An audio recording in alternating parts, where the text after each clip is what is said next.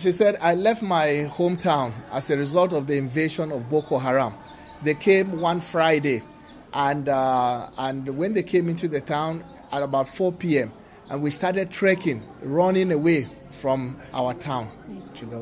Daga kauyen mu na wuce min cika da kafa har Mubi har Yola cikin Yola. Said from my hometown I trekked all the way to Michika, and then from there to Mubi.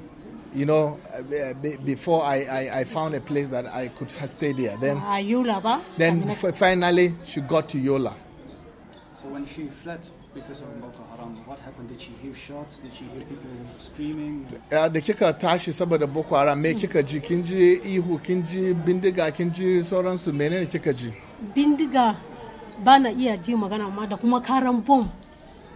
Said I had so much of gunshots and bomb blasts that I was even unable to that affected my hearing. And where was she? At home?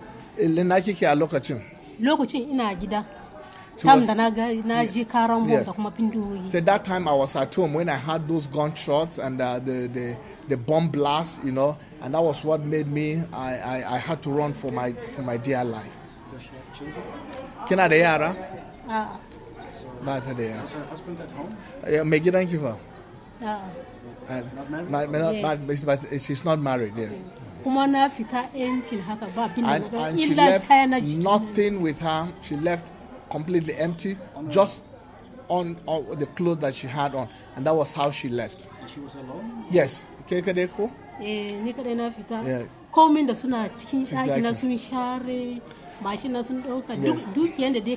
whatever, yes, as I left the house, whatever was in the house, they completely swept, ransacked everything, and vandalized all my property, and they went away. So at first, where did she run? Did she run into the forest? The farko ina kika fara shiga da kika gudu? Cikin daji. Yes, she first ran into the bush parts, you know, through the forest, and before she finally got to Michika to Mubi, and then Mubi finally to Yola. And then in Yola she stayed, or did she come? Yola kika zona said, ya kika zona? Na zona Yola wata daya. To wata ɗaya ne kuma sai ina jin jita kamar za su shiga cikin Mubi. Shi yasa kuma na gudu na zo na. Said as I fled to Yola, I stayed there for about a month. Then I had rumors that they were going to invade the town Mubi, Yola itself. Then I had to now took off to Zaria for my dear life. And now she's here for 8 months? Yes, she has been here for 8 months. So what has she been doing in those 8 months? Me kike ta yi tun watanni takwas nan? Ba abu yi. Said I have not been doing anything. It must be frustrating. I said dole wani abun ya dame ki, ina abin ya kike ji? Ciwon kai kullum. Akwai ciwon kai kullum. Duk randa na tuna da abin da ya faru a gidan da kuma kaya na duka babu. Ko ina so in tunani in je gidan ma sai in tuna me zan jan samu.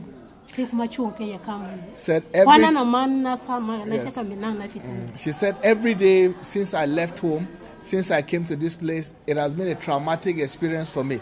Even if I remember, if I think about home, I ask myself, what am I going to get there? What is there for me there? So, all these thoughts have continued to make my whole life miserable. Has she been in contact with people from her village?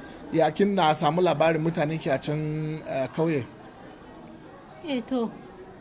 Why munina samu wayansu suna dan zuwa cikin gida amma wayansu ba su zuwa wayansu suna Yola har yanzu. I hear a story, some people are beginning to come back to the communities, but a lot of the people are still in Yola. And has she heard from her own family how they are doing? Yes, kin ji daga iyalinki ya ne suke? Lafiya su. Akwai wayanda kuma aka kashe su ma. He said I've heard from a few members, but many others have also been killed during the insurgency. So what is her plan now? To me yanzu abin da kike planning ki yanzu haka? Ban san me nake ciki ba, ban san me nake planning ba ka. He said I don't really know what I want to do, honestly. Don't just know. It's a difficult situation that you are in. Very difficult. So what is your desire? Me kike kina so ki yanzu haka? ina tunanin dama cewa ko zan koma gidan a da dan taba noma ko za samu abin da za a ci ma rai. Said her desire is to see how, if the possibility of her returning, so that she can go back and cultivate the land in which they left, to see how they can make food for themselves and for their family. Kuma an ce mutane sun shiga cikin daji sai da daddare kuma suna zuwa da iri wuka ne da gariyo irin masu yaka kai na suna shiga da dare. And there are rumors that while it's true that the Boko Haram must have fled, there are rumors that they are still coming at night, with knives and machetes, threatening the people. So it's really a difficult thing to weigh whether to get him back there or not to go back there. What does she find here in the church when she meets with the people here? Me kikan ji da kika hadu da mutane a cikin nan coci da kike sujada? Na ji daɗi zama da su sosai kuwa. Sun nuna tausayi, sun nuna kauna ma 'yan adamawa da suka gudu sun zo nan, kuma mun ji daɗi zama da su. He said, I feel so happy, I feel belonging, I feel I have a community. And they showed an extraordinary support, and concern for our situation. So they have been our family.